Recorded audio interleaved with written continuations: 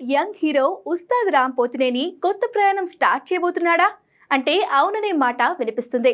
ప్రస్తుతం ఈ young hero Mahesh Babu P దర్శకత్వంలో ఆంధ్ర కింగ్ తాలూకా అనే సినిమాలో నటిస్తున్నాడు. టాలీవుడ్ బడా నిర్మాణ సంస్థ మైత్రి మూవీ మేకర్స్ బ్యానర్ ఈ సినిమాను నిర్మిస్తుంది. కన్నడ రియల్ స్టార్ ఉపేంద్ర కీలక పాత్రలో నటిస్తున్నాడు. ఉపేంద్ర అభిమానిగా సాగర్ అనే క్యారెక్టర్లో రామ్ కనిపించనున్నాడు. రామ్ సరసన భాగ్యశ్రీ బొర్సే హీరోయిన్ గా నటిస్తోంది. ఈ సినిమాతో సక్సెస్ ట్రాక్ ఎక్కాలని చూస్తున్నాడు రామ్. అయితే ఇప్పటి వరకు హీరోగా రాణించిన రామ్ ఇప్పుడు నిర్మాతగా మారబోతున్నాడట.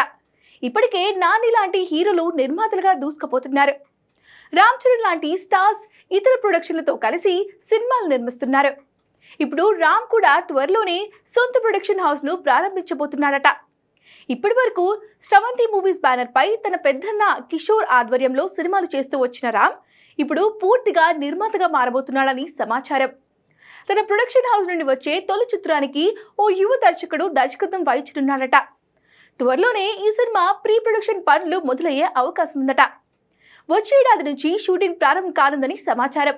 త్వరలోనే రామ్ తన బ్యానర్ పేరును అధికారికంగా ప్రకటించబోతున్నట్లు టాక్ ఉంది.